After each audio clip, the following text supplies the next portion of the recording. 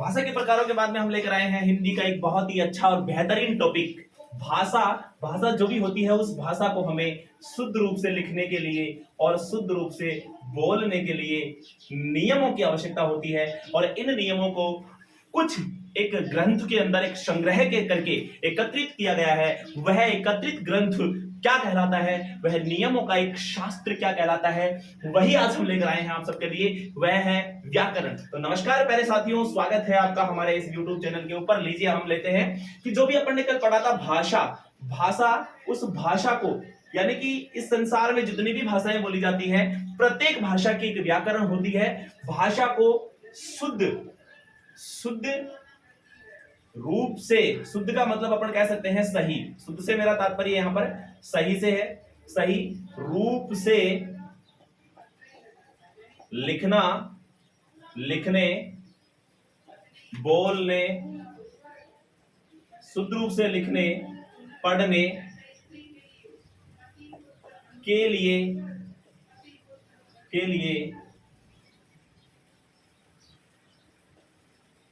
नियमों का संग्रह या अपन यूं कह सकते हैं शास्त्र व्याकरण कहलाता है।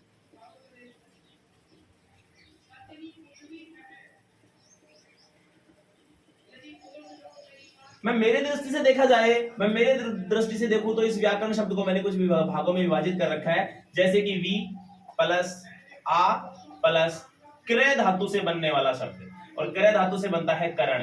तो मेरी दृष्टि से देखा जाए तो वी आ प्लस क्रय यानी कहने का मतलब वी यानी विश्लेषण और आ यानी आकलन, आकलन मतलब मूल्यांकन। यानी यूं कह सकते हैं हम किसी भी भाषा का, किसी भी नियम का, भाषा का जो नियम होता है उस नियम का खुल करके विश्लेषण करना, विस्तारित रूप में उसका ज्ञान ग्रहण करना ही क्या कहलाता है, वी कहलाता है, यानी व्याकरण कहलाता है। और उसका आकलन करना, उस नियम का अच्छी तरह से मूल्यांकन करना हमारी दृष्टि में व्याकरण है। तो व्याकरण का मतलब क्या हुआ, प्रत्येक भाषा की अपनी अपनी एक व्याकरण होती है। हमारे यहाँ हिंदी की बात करें तो किसी भी भाषा को, हिंदी भाषा को शुद्ध रूप से लिखने के लिए, पढ़ने के लिए, समझने के लिए, उसका सही अर्थ ग्रहण करने के लिए जिस माध्यम का या फिर यूं कह सकते हैं करने के लिए कुछ नियम बनाए गए, और नियमों के उस शास्त्र को, नियमों के उस ग्रंथ को हम क्या कहते हैं, भाषा कहते हैं। क्या कहते हैं, भाषा, सॉरी व्याकरण कहते हैं, व्याकरण कहते हैं। और व्याकरण भाषा, अब देखिए भाषा को सही रूप से लिखने के लिए जो ग्रंथ काम, व्याकरण के लिए कुछ विशेषताएं बनी है, व्याकरण की कुछ विशेषताएं हैं। अब व्याकरण की विशेषताओं की बात करते हैं अपन। व्याकरण की विशेषताएं, व्याकरण की विशेषताओं के संबंध में एक दो कथन है किसी के, तो वो देख लेते हैं। देखिए अपने देश में एक कुछ, हमारा देश जब आजाद हुआ तो देश को सही रूप से चलाने के लिए, सुचारू रूप से चलाने के लिए हमारे देश के उस समय के जो नेता लोग थे, उन नेताओं ने बैठ करके एक संविधान बनाया, संविधान बनाया।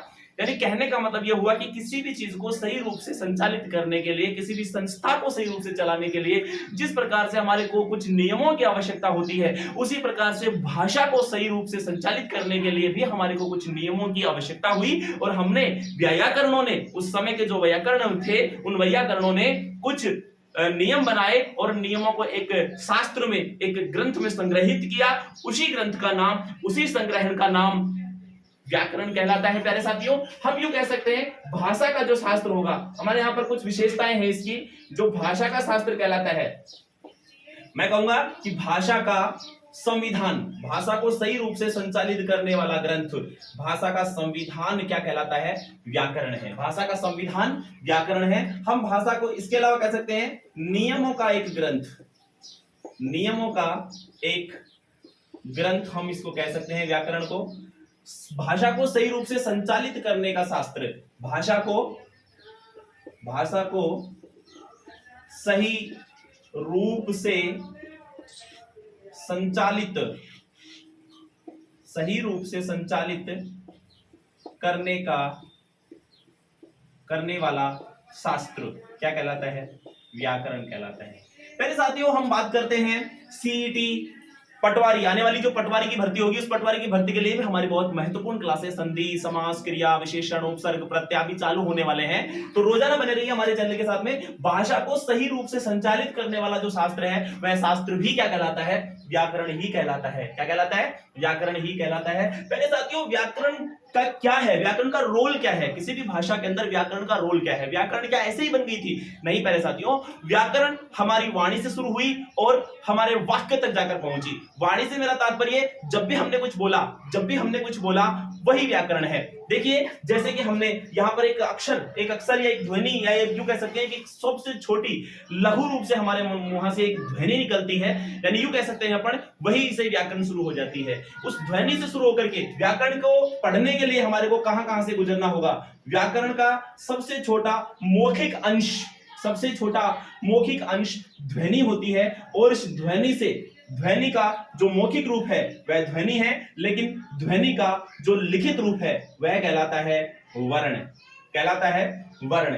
वर्ण से ही हमारे सामने वर्ण जो होते हैं, इन वर्णों से मिलकर के हमारे बीच कुछ शब्दांश बनते हैं। क्या बनते हैं? शब्दांश बनते हैं, जिनके बारे में भी हम अध्ययन करेंगे। शब्दांशों के बाद में शब्द बन जाता है, यूं कह सकते हैं अपन, शब्दांश कह सकते हो। क्या बन जाता है? हमारे सामने पूरा का पूरा शब्द बन जाता है। लेकिन इन शब्दांशों और इन शब्दों को यदि हम किसी वाक्य में प्रयुक्त कर देते हैं तो वे पद बन जाते हैं। क्या बन जाते हैं? पद बन जाते हैं। प्यारे साथियों, शब्द और पद में कोई विशेष अर्थ नहीं होता है।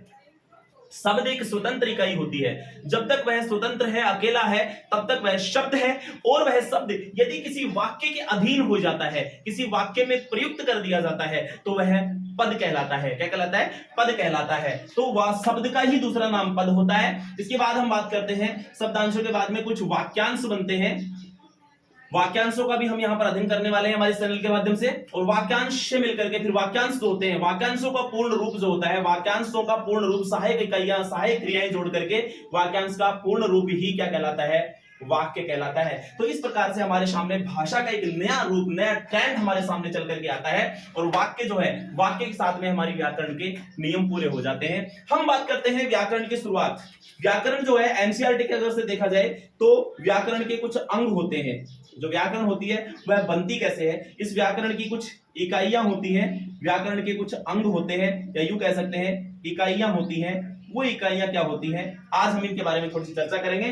पहले साथियों, इस व्याकरण की मूल रूप से देखा जाए तो 3 इकाइयां होती हैं। मूल रूप से व्याकरण के निर्माण की 3 अंग होते हैं। व्याकरण की संरचना 3 अंगों से होती है। जैसे कि हमारा जो एक शरीर होता है, इस शरीर का निर्माण कई अंगों से होता है। जैसे हमारे हाथ है, बाल है, मुंह है, नाक है, कान है, गाल है, त्वचा है, इन सभी से मिलकर के हमारा शरीर बना है। उसी प्रकार से जो व्याकरण बनी है, व्याकरण के भी कुछ अंग हैं, कुछ इकाइयां हैं। उन इकाइयों में सबसे छोटी जो इकाई होती है वह इकाई होती है वर्ण। आज हम इसके ऊपर भी आगे धीरे धीरे विचार करने वाले हैं। तो वर्ण अंग के ऊपर विचार करने वाला जो हमारा अध्ययन होगा वह कहलाएगा वर्ण विचार। क्या कहलाएगा प्यारे साथियों? वर्ण विचार के बाद में हम बात करेंगे शब्द विचार। वर्णों से मिलकर के अब क्या बनता है? शब्द। तो शब्द विचार के बारे में अपन थोड़ा सा अध्ययन करेंगे। और शब्दों से मिलकर के पूर्ण जब इकाई बन जाती है तो वह होती है वाक्य विचार। तो वाक्य के ऊपर हम कुछ विचार करने वाले हैं। इसी प्रकार से हमारी व्याकरण वर्ण, शब्द और वाक्य से शुरू होकर के समाप्ति की तरफ चलेगी। लेकिन इससे पहले मैं आपको बता दूं, एनसीईआरटी में एक अन्य भेद इसका और दिया जाता है, वह होता है पद विचार।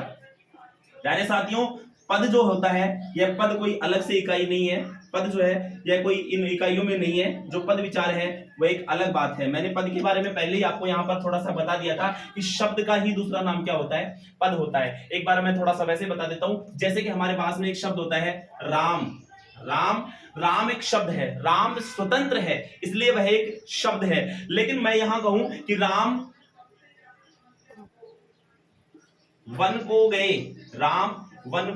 गए, अब यह वाक्य जो है, पूरा का पूरा वाक्य, राम जो शब्द था वह किसमें अधीन हो गया भाई? इस वन को गए के अधीन हो गया। पूरा वाक्य है इस वाक्य के अधीन हो गया। जब तक यह अकेला था, जब तक यह स्वतंत्र था, तब तक वह शब्द था। लेकिन अब यह किसमें जुड़ गया? पूरे इस वाक्य के अधीन हो गया, इसलिए वह क्या बन गया? पद बन गया। क्या बन गया प्यारे साथियों? पद बन गया। तो ये शब्द और पद के अंतर है। अब देखिए हम बात करेंगे यहां पर, सबसे पहले हम पढ़ेंगे वर्ण विचार, वर्णों के बारे में अध्ययन करेंगे, उसके बाद शब्दों के बारे में अध्ययन करेंगे, उसके बाद हम बात करेंगे वाक्य के बारे में, और वाक्य विचार का अध्ययन पूरा होते ही हमारा व्याकरण जो है वो पूरी होगी। धन्यवाद।